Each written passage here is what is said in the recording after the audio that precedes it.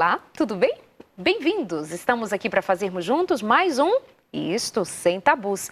Você que é o nosso amigo internauta, você que é o amigo que nos acompanha pela Novo Tempo TV ou rádio, a rede de rádio e TV Novo Tempo, aqui trabalhando para fazer você cada vez mais feliz. Sim, cada tema, cada convidado, cada palavra, cada assunto escolhido é para, de alguma maneira, tentar chegar pertinho de você, do seu coração, também levando o que há em nosso coração, a boa vontade de juntos fazermos alguma coisa melhor para cada um de nós. Que Deus te abençoe, bem-vindos a esta hora da noite, quietinho aí do outro lado ou fazendo alguma outra coisa, mas é sempre bom ter você na companhia de qualquer maneira. Fique aqui com a gente. Hoje nós vamos falar de um tema que é pertinente a cada um de nós. Em algum momento, nossos sentimentos, nossas emoções são afetados por alguma coisa para a qual nós não nos preparamos. E uma delas é a traição.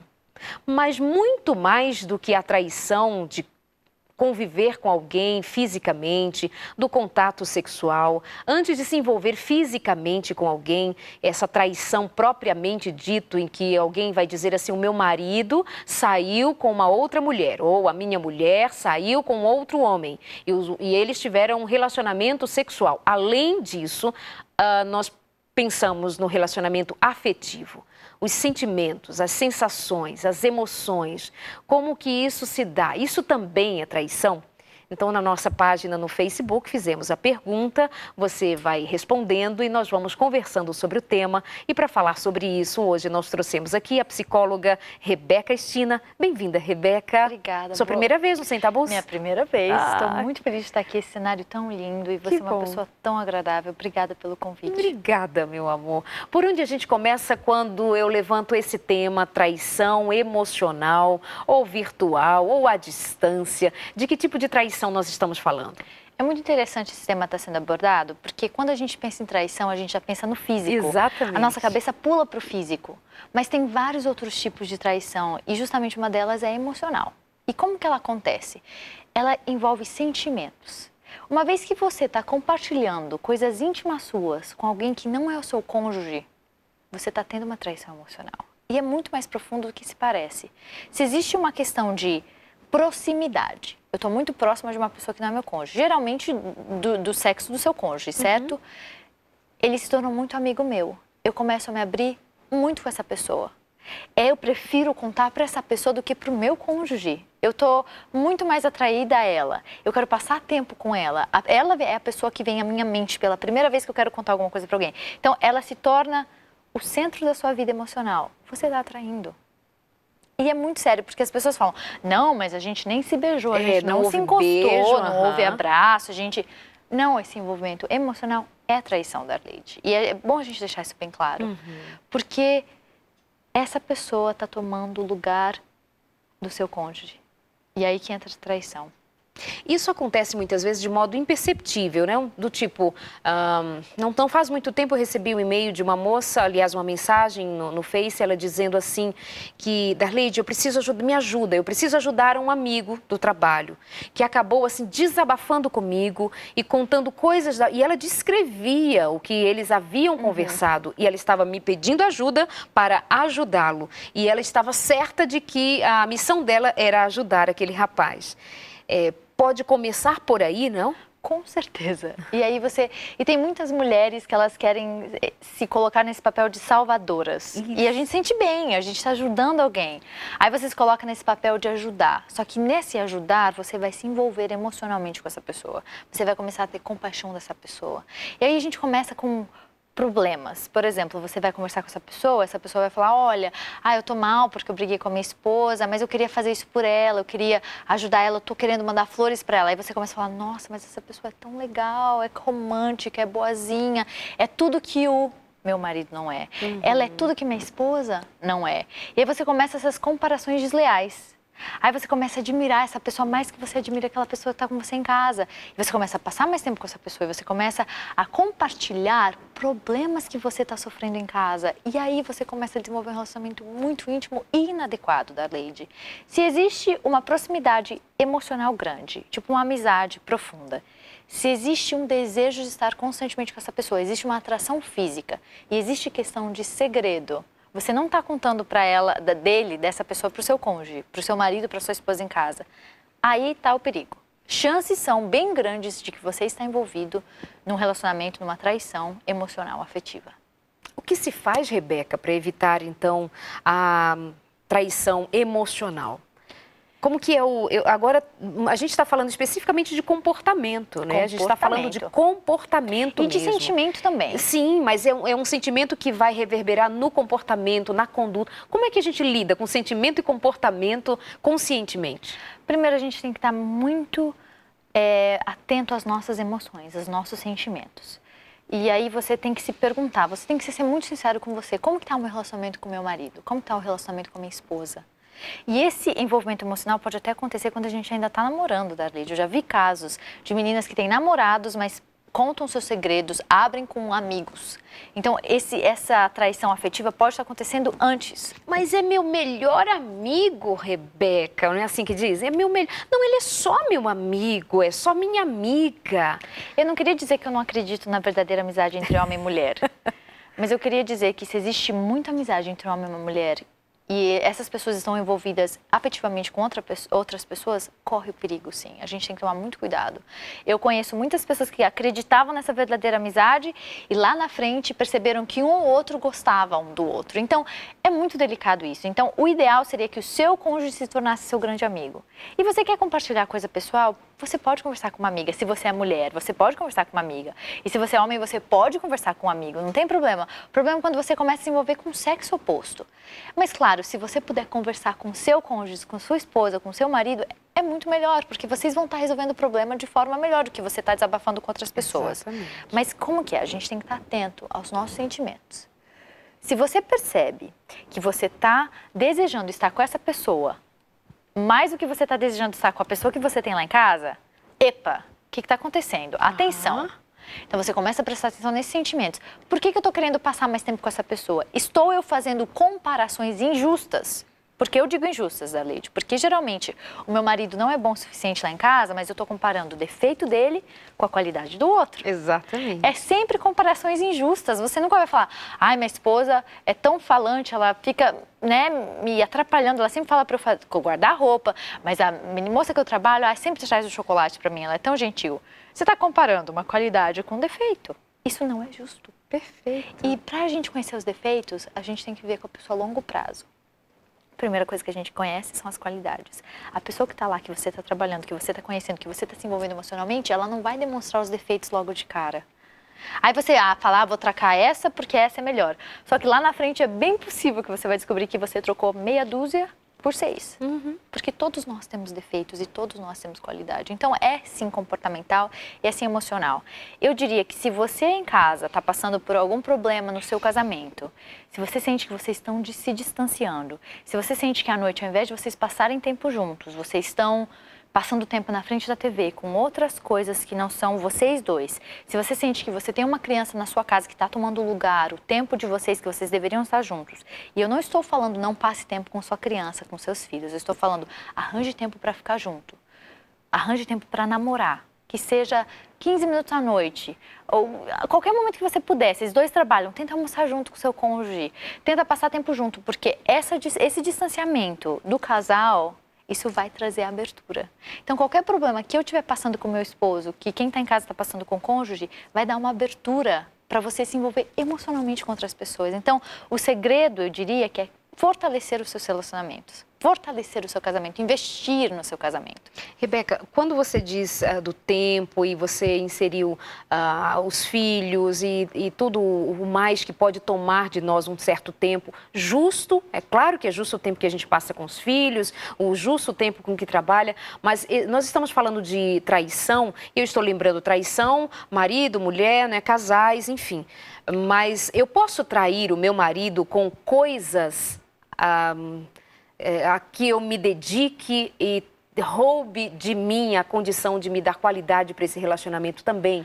Tem mulheres que, por exemplo, têm ciúmes do trabalho do marido. Por quê? Porque o marido fica muito tempo no trabalho e vice-versa. Isso também poderia se chamar de traição emocional de alguma maneira? Eu acho interessante você trazer esse assunto, porque a gente pensa na traição com outras pessoas. Eu não sei se a gente pode chamar de traição emocional, mas que é uma traição, porque você está utilizando coisas que não são importantes para substituir coisas que são importantes. Você deveria estar investindo no seu casamento, mas você está virando um workaholic, pessoa que trabalha demais. E às vezes é para fugir dos problemas do casamento. A esposa prefere estar com as amigas do que estar com o marido, prefere estar com os filhos do que estar com o marido. É muito comum, Darleide, as mães pegarem essas crianças que nascem e elas serem produto da afetividade, produto das necessidades dessa esposa, dessa mãe. E ela acaba focando nessa criança por muito tempo. Eu não estou falando dos primeiros meses, estou falando de uma criança de 5 anos.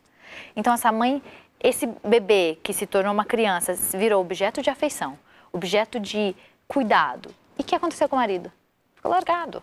E aí o que acontece? É um distanciamento. Esse casal não namora mais, não se curte mais. Então, a partir do momento que esse filho toma o lugar que é do marido, nós temos um problema. Deus fez tudo tão perfeito.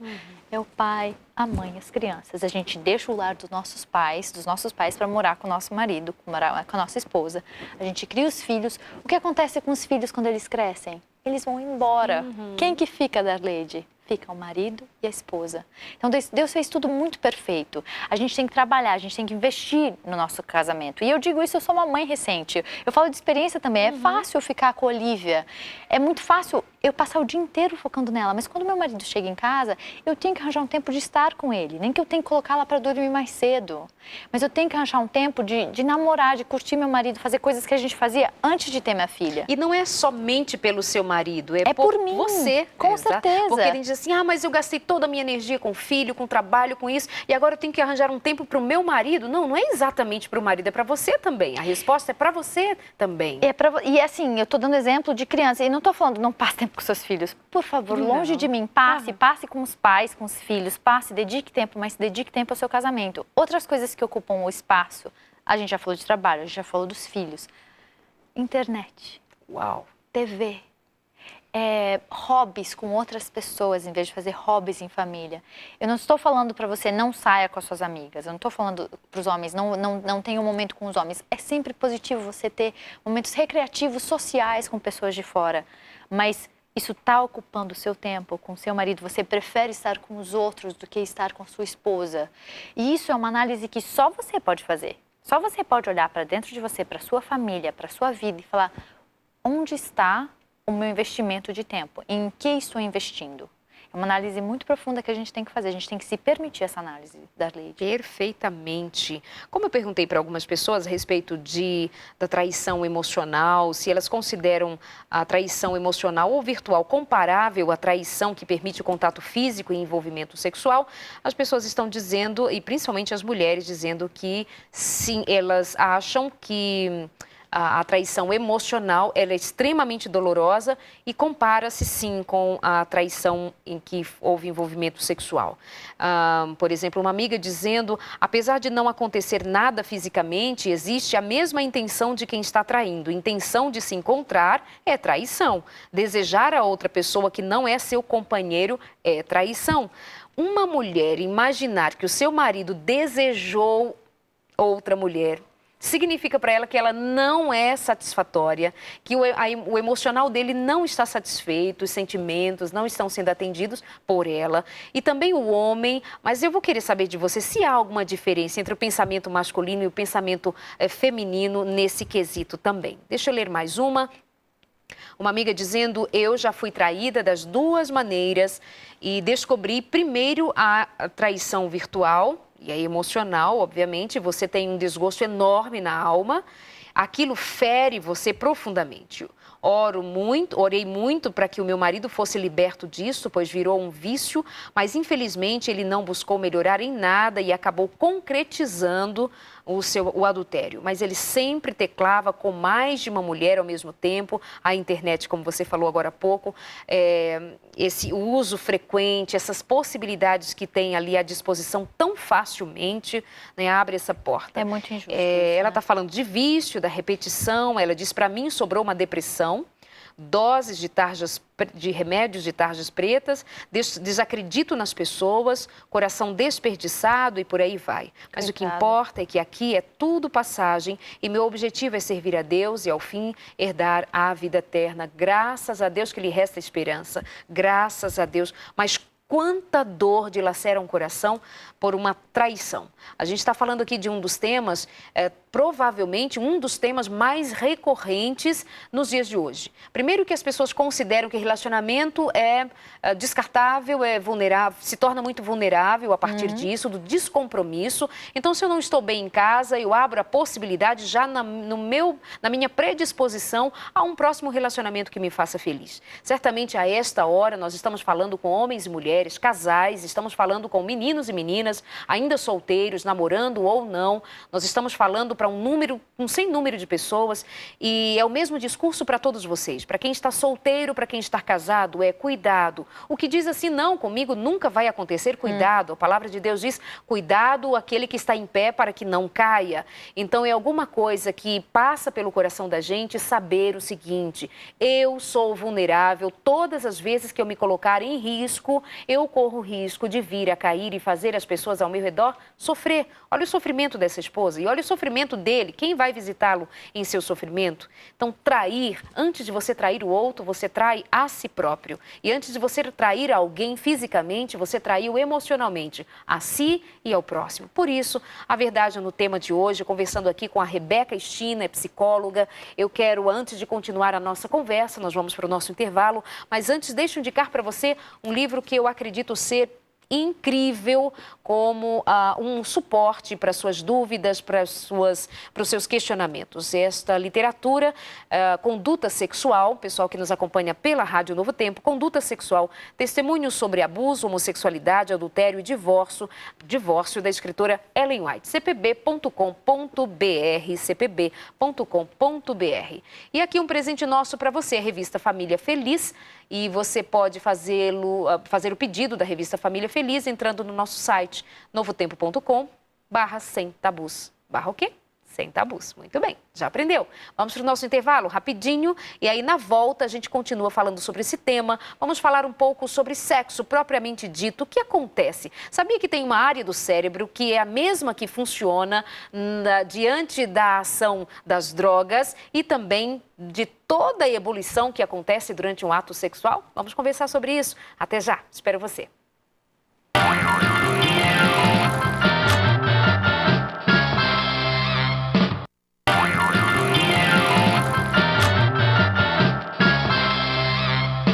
Voltamos com o nosso programa. Fica com a gente. Você que está chegando agora, estamos falando hoje sobre traição emocional. E o tema está bombando aqui, com o pessoal participando com a gente. A Luciana dizendo que... Vou repetir a pergunta que eu fiz. Para você, traição virtual e emocional é comparável à traição que permitiu contato físico e envolvimento sexual? Então, elas estão respondendo, principalmente as mulheres, respondem de pronto, Rebeca.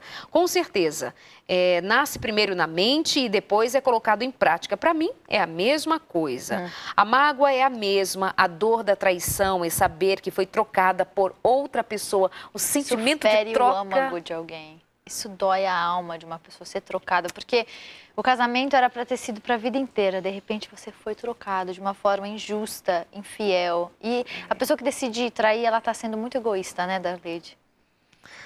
A traição virtual provavelmente é mais comum por ser mais fácil de trair, por achar que as consequências são menores e isso é uma porta para o diabo entrar no casamento.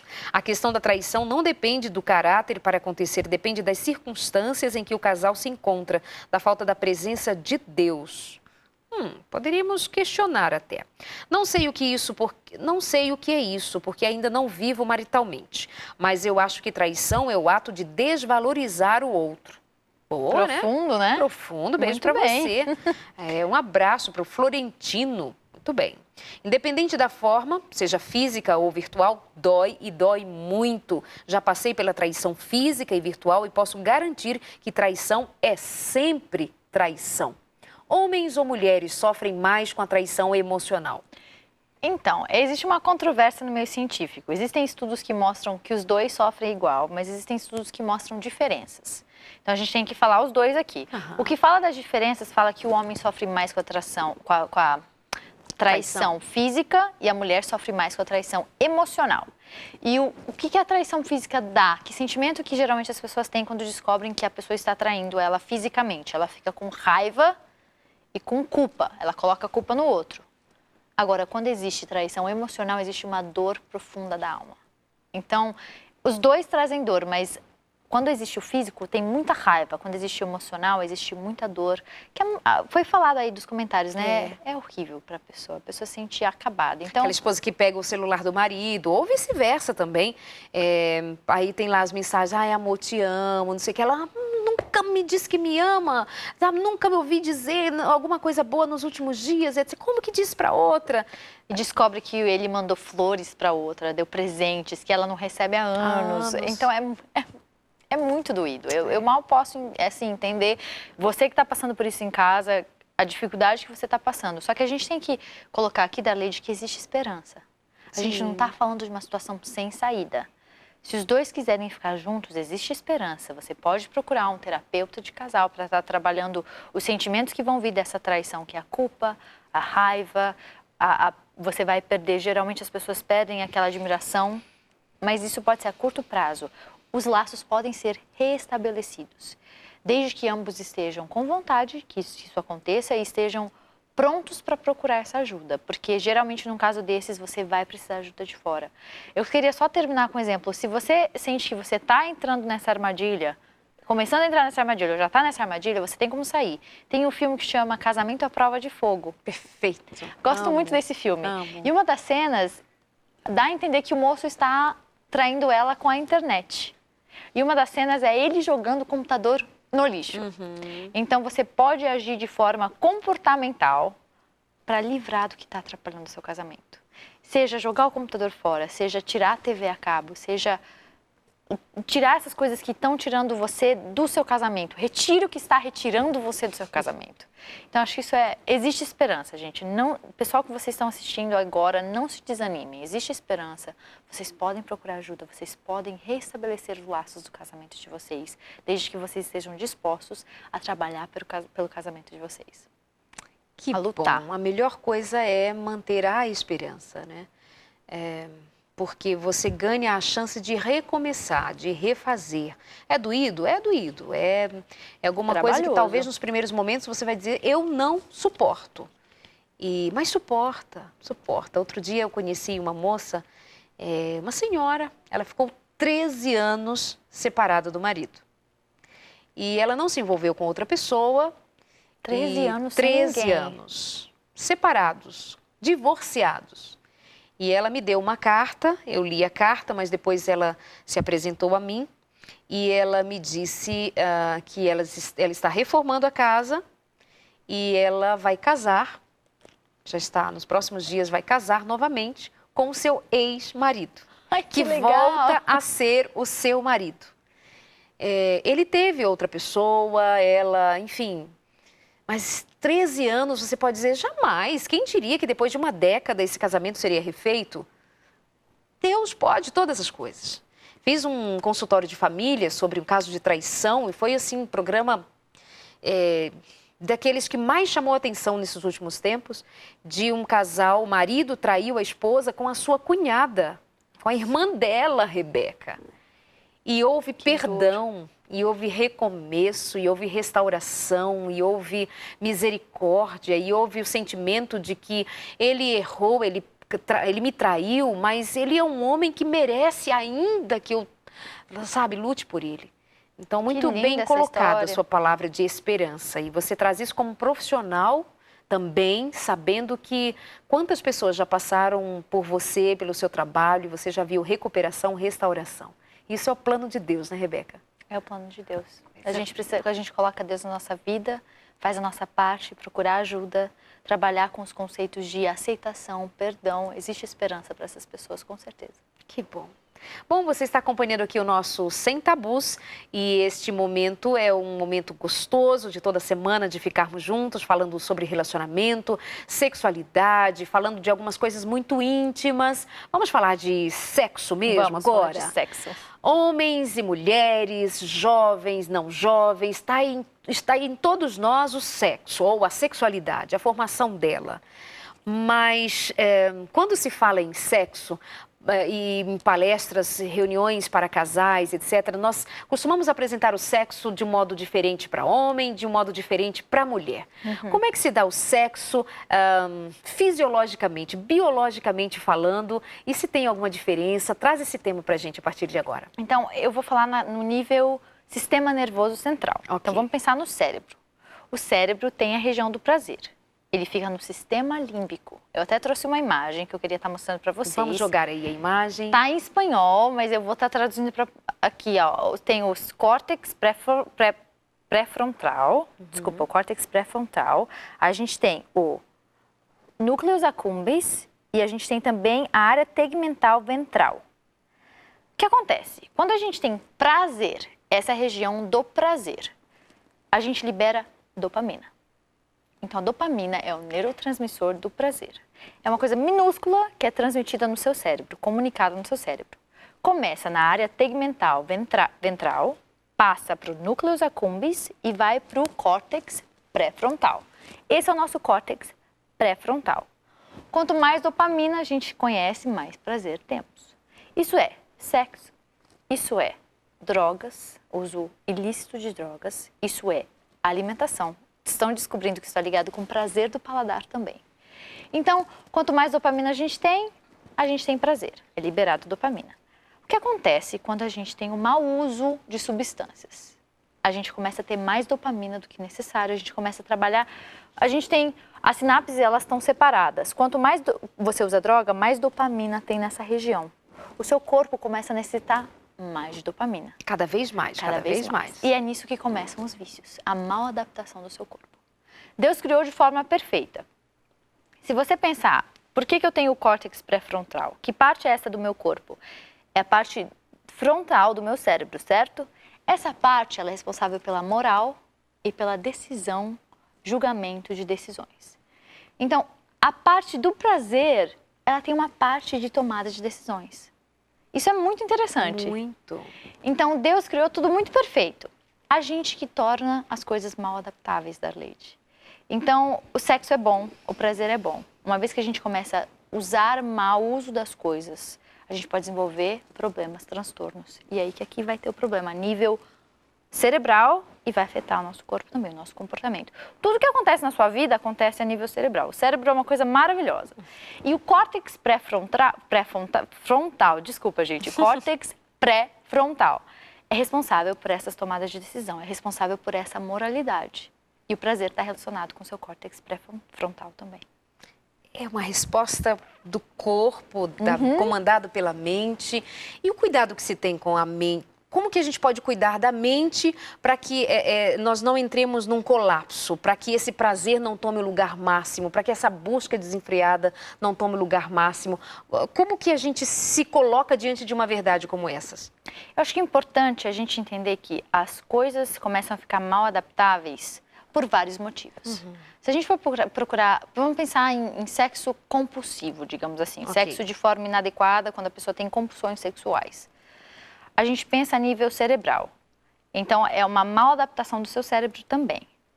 O que leva uma pessoa a ter problemas? E eu gosto de comparar com as drogas, porque essa parte do sexo compulsivo, ela ainda está muito nova na ciência. Então, a gente pode comparar com o uso compulsivo de drogas, porque é a mesma região do cérebro.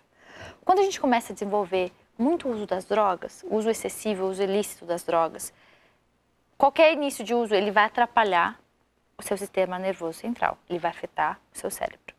Então, em vez do seu corpo estar criando dopamina de forma adequada e saudável, vai ter uma criação de dopamina muito excessiva. Só que você começa a criar tolerância a isso. Então, aquele tanto de, vamos supor, vamos usar o álcool, que é uma droga aceitável, mas a gente sabe que faz mal. Você começa com essa taça aqui, mas depois essa taça não vai dar mais o prazer que dava. Você vai começar a tomar 2 taças, então você desenvolve tolerância. Só que aí você não consegue mais seguir o seu dia a dia sem essa taça. Você precisa dela para viver bem. Então, você começa a tomar 2 taças por dia, 3 taças por dia, 4 taças por dia. Você fica viciado. Isso pode acontecer com sexo também, Darleide. Quando a gente tem sexo desenfreadamente, o nosso corpo vai se acostumando. Se você vive sem aquela quantidade de sexo, e existe sexo inadequado também, ações inadequadas no sexo, você começa a ficar viciado nessas ações, seja pornografia na internet. Você cria um vício. Então, eu vou na internet e fico 15 minutos. me dá um prazer absurdo. O seu sistema límbico trabalha, só que aí no dia seguinte você vai precisar de meia hora. Semana que vem você vai precisar de 40 minutos. Começa a ficar desenfreado. E como que eu sei que é vício? Não é uma coisa legal que eu estou fazendo. Eu estou escondendo do meu cônjuge. Tá atrapalhando o meu dia a dia. Eu prefiro entrar na internet para perder meu trabalho. Eu prefiro entrar na internet do que tomar meu café da manhã. Começa a atrapalhar seu dia a dia. Então tá muito ligado com... Dá para entender o sistema, a dinâmica do cérebro e do corpo. A gente vê isso muito na descrição, por exemplo, da masturbação. Dá um prazer e você consegue esse prazer sozinho, e quanto mais prazer você já perde a noção de como se refrear com relação a isso. E você começa com um pouquinho, só que vai aumentando e você começa a não conseguir viver sem, né? Por que tem pessoas que se viciam e outras que não? Isso é uma pergunta de $1 milhão. Por que eu falo isso? Porque existe muitos estudos científicos que tentam buscar os porquês. Existem muitas teorias. A que eu mais gosto e que está sendo muito aceitada, fala que o homem ele tem várias partes que trabalham para ele ser quem ele é. O homem tem a parte biológica, o homem tem a parte física, o homem tem a parte social, o homem tem a parte emocional e tem a parte religiosa. Então é biopsicoemocional religioso o modelo biopsicoemocional religioso. Nós temos esses 4 pilares de quem nós somos. Se um deles está mal adaptado, eu posso desenvolver um problema. Então, por exemplo, eu posso ter uma predisposição genética para desenvolver vícios. E eu queria deixar bem claro que muitas pessoas elas se tratam do vício das drogas, mas elas substituem por outros vícios. Eu tive a oportunidade de estar em grupos de cocaína anônimos. Pessoas que eram viciadas em cocaína estão se tratando. E muitas delas falavam que, olha, eu estou conseguindo deixar a cocaína, mas eu estou me viciando em outras coisas. E uma delas era o sexo. Então, você substituir um vício ruim por outro vício ruim não é saudável, mas existe essas coisas de os dois andarem de mãos dadas. Então, uma vez que você desenvolve esse vício, você tem problemas. Eles andam de mãos dadas. Então, você pode ter essa predisposição biológica. Aí você tem o seu ambiente. Você é criado num ambiente onde as coisas não são ensinadas de forma adequada, onde você não vê problema em certas coisas, onde você é exposto a abusos sexuais, abusos físicos. Pessoas que sofreram abusos sexuais têm mais tendência a abusarem de drogas e abusarem do sexo também. E se tornarem pessoas que abusam sexualmente de pessoas. Então, isso está tudo ligado. É um assunto muito sério da lei, a gente tem que tratar com muita seriedade. E a gente tem a parte religiosa também, que isso foi adicionado recentemente. Eu fiquei muito feliz que foi adicionado. Porque hoje em dia a ciência está começando a ver a validade da espiritualidade. É importante para as pessoas terem uma religiosidade, acreditarem em Deus. O fato de você acreditar em Deus te ajuda muito e muito na sua recuperação de um vício. Então, esses 4 pilares, biológico, emocional, social, onde você foi criado. Então, emocional é a afetividade. Social, onde você foi criado, o ambiente que você vive. Você procura essas coisas na internet, você procura essas coisas ilícitas. E o religioso, você procura Deus na sua vida, você tem essa parte espiritual na sua vida. Esses 4 pilares vão determinar se você vai desenvolver um vício ou não.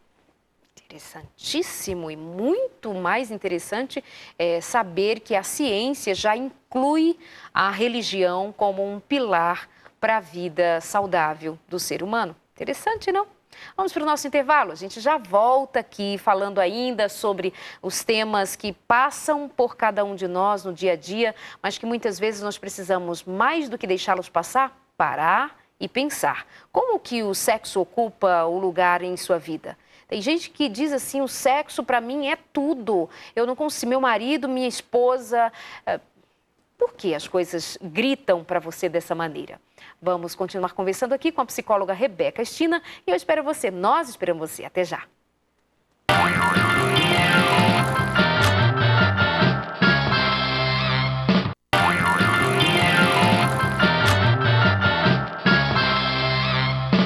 Última parte do nosso programa, mas ainda um tempo para ficarmos juntos. Quero dizer para você que se perdeu algum programa, visite o nosso site novotempo.com/sem tabus. Tem outros temas que são certamente alguma coisa que você queira saber, procure saber, queira compartilhar e dizer para os seus amigos. Faz isso. E também visita a nossa página no Facebook, facebook.com/semtabus.nt, semtabus.nt. Quer mandar um e-mail para a gente? Também fique à vontade, semtabus@novotempo.com. novotempo.com, semtabus@novotempo.com. Nossa conversa hoje com a psicóloga Rebeca Estina. Deixa eu saber da Rebeca. Rebeca, por que é importante saber o que você estava explicando para a gente a respeito do funcionamento no cérebro? Há uma região específica que trabalha quando o assunto é sexo, quando o assunto é prazer, quando o assunto enfim, prazer. Já diz muita coisa no que se refere à comida, à bebida, às coisas que você considera serem boas para te dar alegria, para te fazer bem. O que isso faz diferença com relação à qualidade da vida sexual? O saber disso, o conhecimento. É uma opinião pessoal. Eu acredito que a gente sabendo que existe no nosso cérebro uma parte do prazer, Deus criou essa parte. Deus criou, Deus quer que a gente tenha alegria, Deus quer que a gente tenha prazer nessa vida. Eu acho que é importante também a gente olhar para o modelo biológico, psicológico, emocional e religioso. A gente não pode mudar muita coisa nessa vida. A gente não pode mudar onde a gente nasceu, quem são nossos pais, a gente não pode mudar a nossa genética. Então, essa parte biológica fica um pouco difícil a gente mudar. Mas a gente pode mudar as nossas emoções. A gente pode mudar o nosso social, o meio que a gente convive. A gente pode tomar decisões em relação a essas duas coisas e principalmente em relação às coisas espirituais. Então, a gente pode ser que a gente não tenha controle sobre alguns aspectos, mas a gente tem controle sobre outros aspectos. E a forma que eu me relaciono com minha esposa, com meu marido, a forma que eu procuro estar relacionada com as pessoas, que material que eu decido assistir, que lugares que eu decido frequentar, como eu decido me relacionar com Deus, isso vai estar afetando diretamente a minha sexualidade. Então é relevante, é importante e eu me torno a pessoa responsável pela minha vida e pela vida do meu cônjuge. Eu fico essa pessoa assertiva que eu decido o que eu vou fazer. Eu não tenho o computador na minha frente e falo, olha, eu vou assistir a internet porque está na minha frente, apareceu e eu cliquei. Não, você decidiu. Nós somos pessoas que tomam decisões. A gente tem o córtex pré-frontal, que ajuda a gente nessa tomada de decisão. Faz sentido? Claro que faz sentido. E eu estou aqui pensando naquela primeira parte da nossa conversa com relação à traição emocional. Muitas vezes nós temos brechas que foram deixadas, lacunas que foram deixadas para permitir que um elemento externo venha e tome um lugar importante na minha vida. Mas apesar dessas lacunas, apesar de existir a possibilidade de um elemento externo, seja uma pessoa ou qualquer um outro elemento que tome o lugar principal na minha vida, das minhas emoções, existe, mas existe também, ainda maior que isso, o meu poder de decidir se eu permaneço naquela situação, se eu permaneço naquele sentimento, se eu permaneço deixando em segundo plano o meu relacionamento principal. É uma questão de nós decidirmos. E muitas vezes eu percebo em mim mesma, no nosso cotidiano, que nós nos deixamos levar por uma frase que está muito comum nos dias de hoje. Deixa o coração mandar. Coisas que o coração mandam, então deixa assim. E o nosso coração, a palavra diz que é enganoso. Muito enganoso. Marido, mulher, filhos, queridos, pessoas, amados do coração de Deus, acordem, Deus deu para nós o poder de decidir. E é alguma coisa que Deus nos deu e não pegou de volta. É o nosso livre-arbítrio. O livre-arbítrio foi dado a Eva, foi dado a Adão, está em Deus ter dado a nós o poder de decidirmos para que fôssemos pessoas com essa qualidade que talvez não tenha em nenhum outro lugar do nosso reino animal. Só é nosso o poder de decidir e agir, não é? Então, façamos valer nosso poder de agir e decidir. Errou, decida voltar. Magoou, decida perdoar e voltar e pedir perdão. Ofendeu alguém, decida voltar e reconsiderar e pedir perdão. Traiu, mentiu, se feriu alguém, reconsidere voltar e recomeçar, mas tudo começa com a sua decisão. Está viciado? Quantos jovens viciados em pornografia? Homens casados também, pessoas viciadas em coisas que lhe escravizam e dizem assim, eu não estou feliz. O que você faz? Decide, vai ser difícil? É fácil o processo de voltar atrás? Rebeca? Ele exige consciência, ele exige vontade, ele exige trabalho. Não é fácil, mas é possível. Você tem que estar determinado.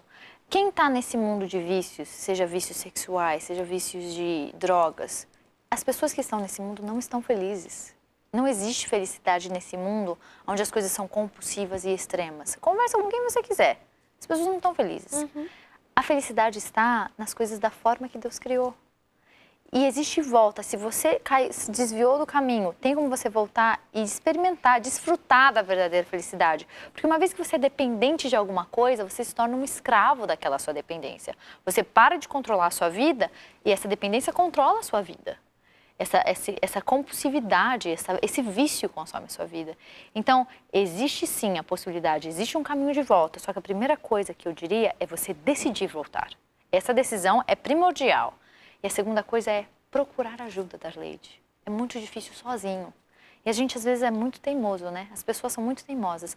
Existem as pessoas que dizem que homens são mais teimosos que mulheres. Eu digo que a teimosia, ó, tá ali, para todo mundo. Mas você tem que se priorizar a sua família. Você está num comportamento compulsivo, não está afetando só você, está afetando as pessoas ao seu redor, as pessoas que você ama, o seu marido, sua esposa, seus filhos. Se você está num relacionamento afetivo fora do seu casamento, está afetando o seu casamento, está afetando os seus filhos, as pessoas que estão ao seu redor. Então tem que haver decisão, vontade, desejo de mudar.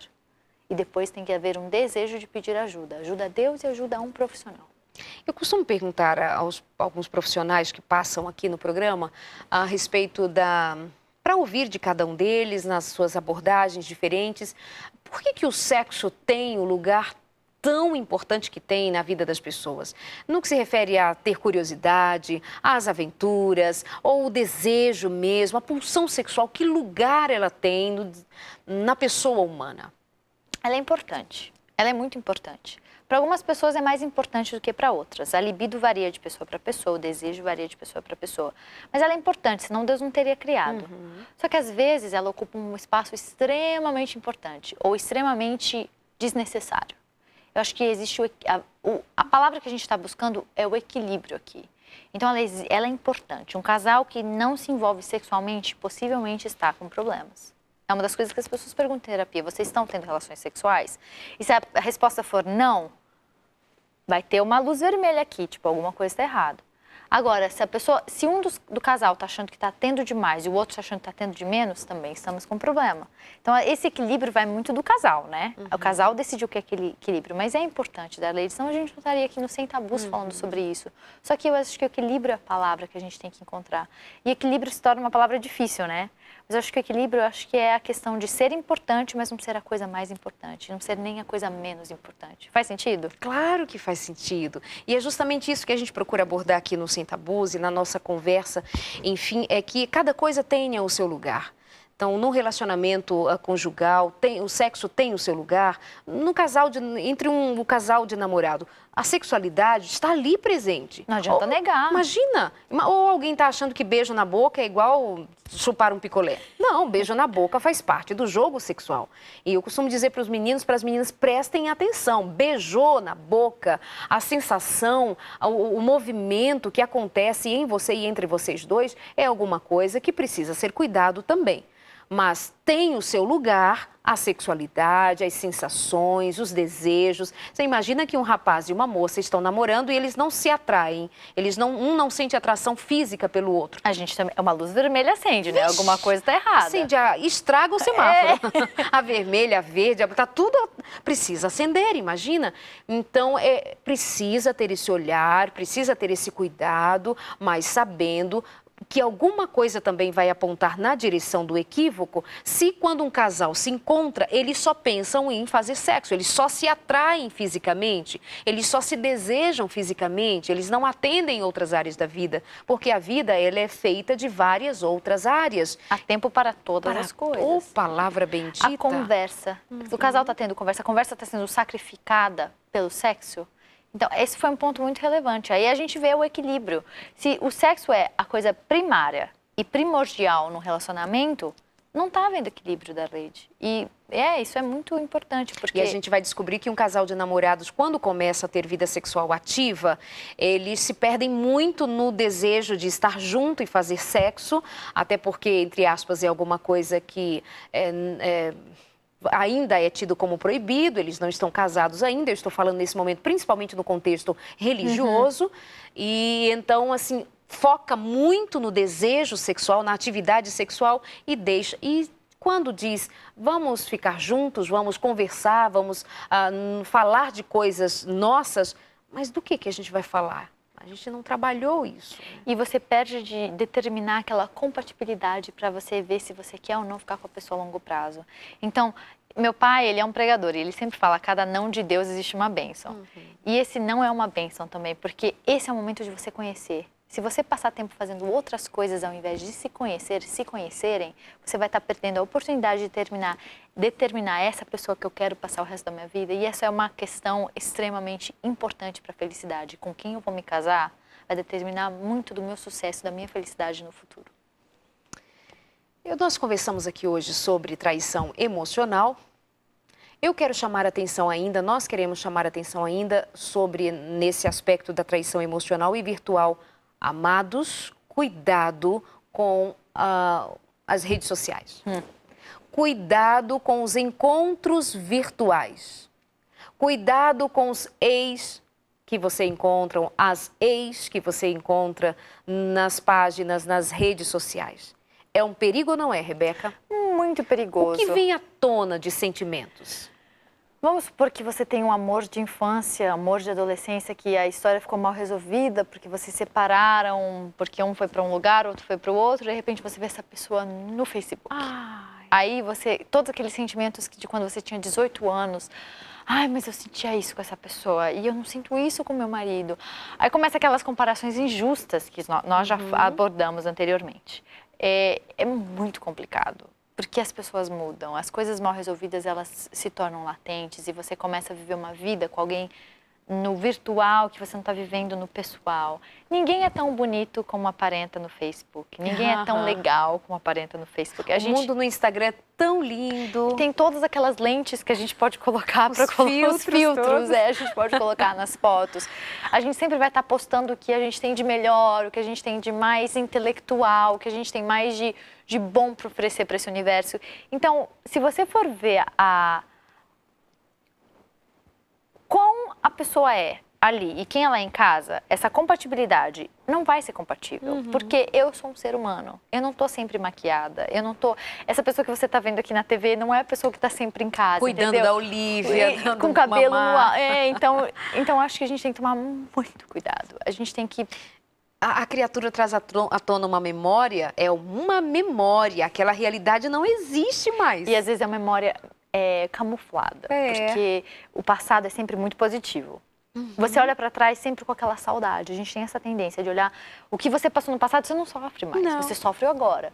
E existem pessoas que vivem do passado. E essas pessoas têm maiores tendências de se envolver com essas pessoas antigas da vida dela no Facebook, com certeza. E claro, pessoas do futuro também. Às vezes você encontra alguém que bate um papo, você vai naquela mensagenzinha pessoal e começa abrir o coração, porque eu tô sofrendo no meu casamento, no meu namoro, e essa pessoa se torna a pessoa que vai te escutar. Então é muito tão compreensiva, né?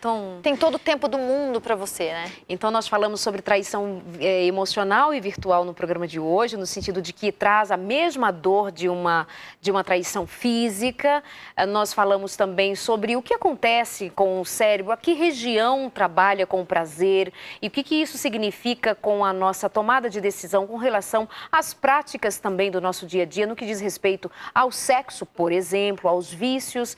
Nós ainda estamos concluindo o programa de hoje, querendo que você tenha, de alguma maneira, guardado no seu coração alguma palavra, algum sentido, que te dê sentido para você considerar uma das áreas extremamente importantes da tua vida, mas que ela não é o todo da tua história.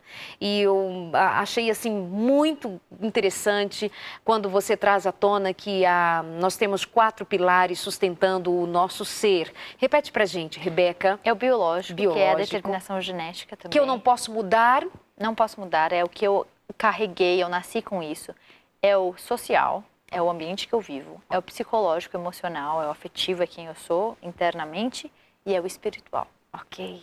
E com estas ferramentas eu posso trabalhar a meu favor, não é? Com certeza. Eu não posso mudar o meu passado, mudá-lo, mas eu posso decidir hoje fazer com o suporte da religião, sim, com o suporte da fé. E nós não estamos dizendo um credo específico, nós estamos falando da fé em um Deus que nos fez com todo o seu amor, com alguma coisa que vai além do que nossas palavras possam expressar, que pode trabalhar nas suas emoções, nos seus pensamentos, que dá a você o suporte para a tomada de decisão. E a palavra de Deus diz assim que Ele nos ajuda no querer e no realizar. Portanto, nós vamos deixando para você hoje o nosso carinho, o nosso respeito. Rebeca, muito obrigada por ter vindo. Foi um prazer, minha querida. Obrigada pela oportunidade. Deus te abençoe. Rebeca Estina, conversando com a gente hoje aqui no programa. Querendo fazer alguma pergunta, fique à vontade, escreva para a gente. Deixe o seu recado lá na nossa página no Facebook.